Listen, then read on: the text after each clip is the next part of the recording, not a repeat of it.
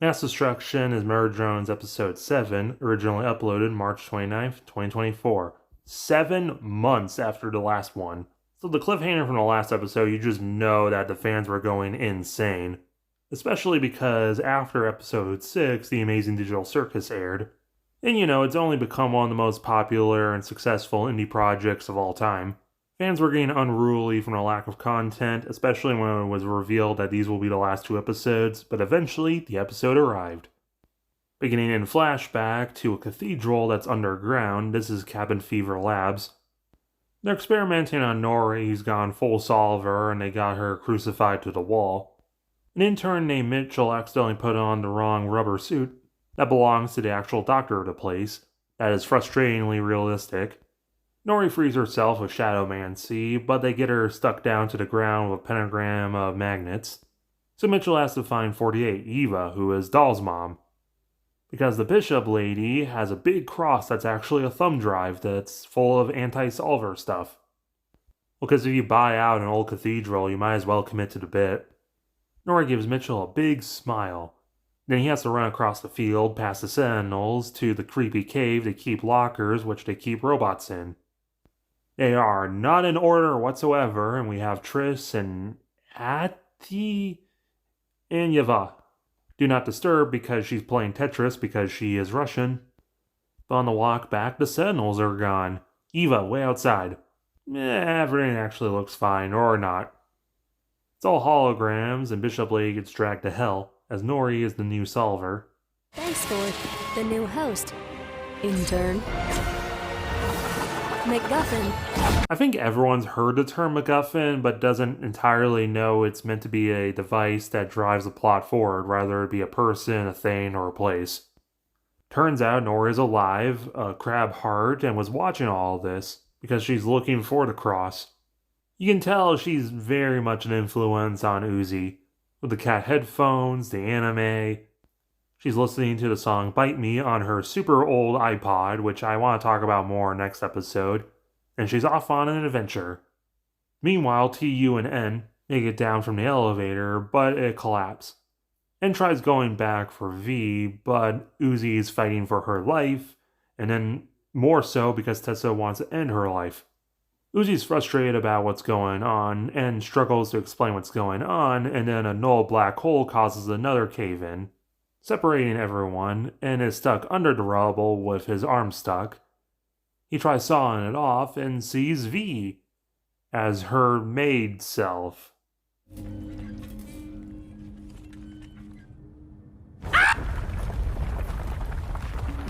Uzi's struggling with the solver, especially when they find a fleshy hole and steal a lantern.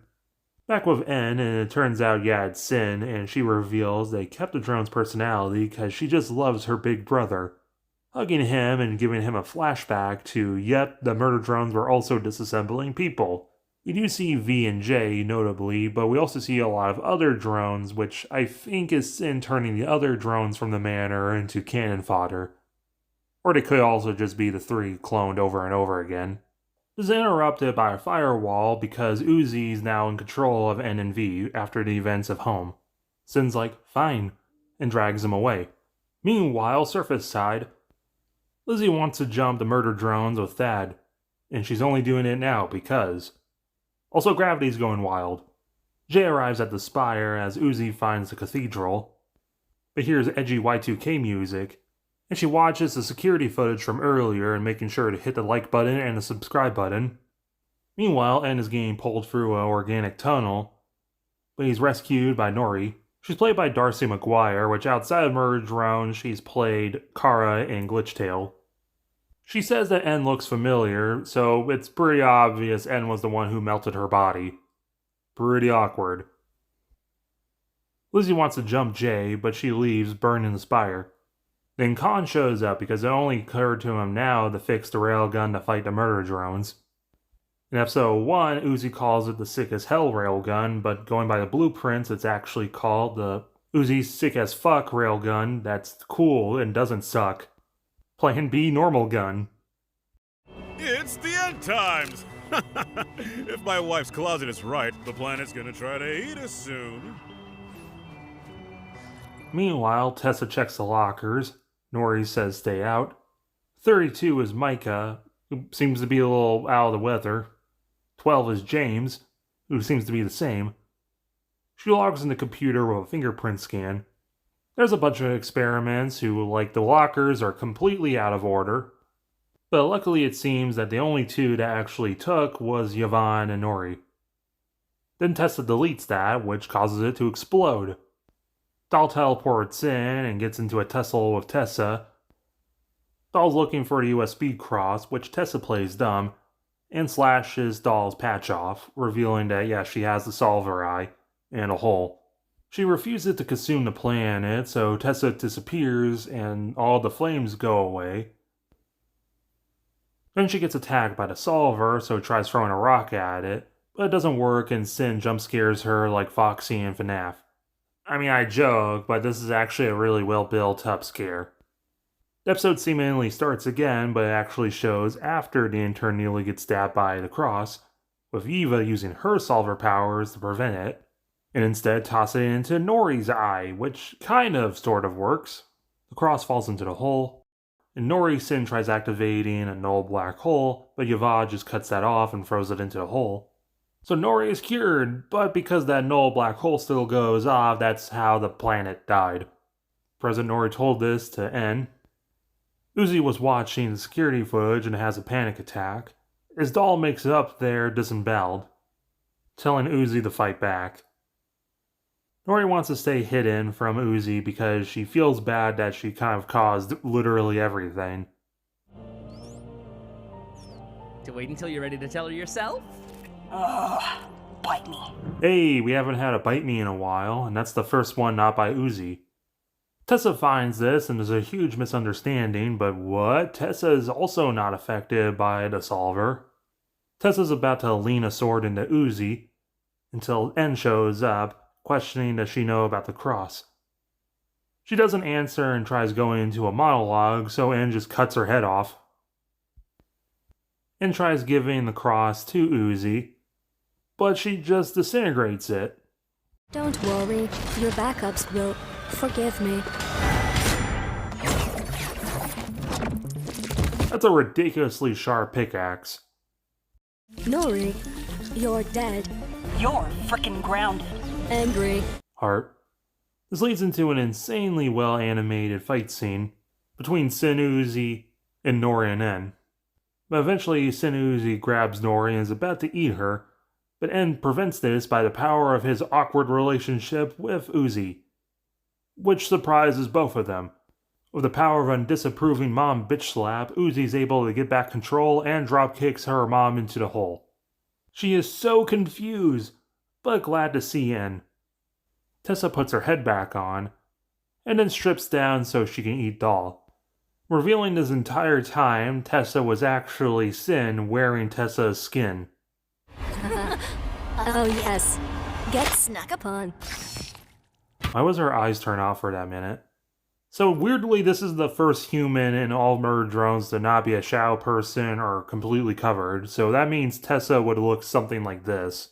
She is wearing Tessa's dress from the gala, plus her disassembly armband, revealing her name is Cynthia, just wear it away. It's a twist that definitely works because not a lot of people were guessing it. But the show definitely was hinting towards it a little throughout the series, such as when Tessa was specifically stating human in the last episode, and tried covering Jay when she called Sin boss. Even in this episode, you can see when Tessa takes off her glove to use the fingerprint scanner, there's something a little bit behind her hand, because Sin's worker drone hands are way too big for Tessa's hands. Her legs are wonk and bruised up because she walks weird. In the concept art, you can even see little solver burns to keep the skin from rotting. Her hands don't fit, but apparently Tessa had a huge My Sims head. And given that she's using Tessa's eye holes, this is what N sees, but if Sin was looking at this, then she would only see this, right? She doesn't have the murder drone's extra headband of eyes. Sin is possibly based off of another character from Liam Vickers' other show, Cliffside, which he still apparently uses as a profile picture but hasn't done anything with for 7 years. It's been fun, and also, that's sarcasm. Honestly, I'm starving. I'm so hungry I could eat a planet. Sin enters the hall and all hell breaks loose. Jay arrives and lands like a stylish ballerina, and then gets slapped by a bus, losing the keys. Lizzie has the railgun, which she recognizes, and then Uzi get pulled into the hole, but Uzi sacrifices herself to save N, grabbing the keys and falling into the black hole, the core of the planet. This episode is fantastic. The Sin reveal was handled well, even though definitely merchandise and even the thumbnail of the next episode gives it away. The horror elements were effective. Some say Doll went out too easy, which I feel like adds to the horror. Even though it would have been cool, there's just so much in the episode already. I don't think they needed another fight scene between Doll and Sin. Seeing the past was interesting, and Nora and Eva being an interesting what-if with Uzi and Doll. Nora's a fun character that you can definitely tell where Uzi gets her thing from. Uzi's a cute couple still. The animation and music are fantastic, and that cliffhanger for the finale is stunning. 10 out of 10. Make sure to hit the like button and the subscribe button for the finale to Murder Drones.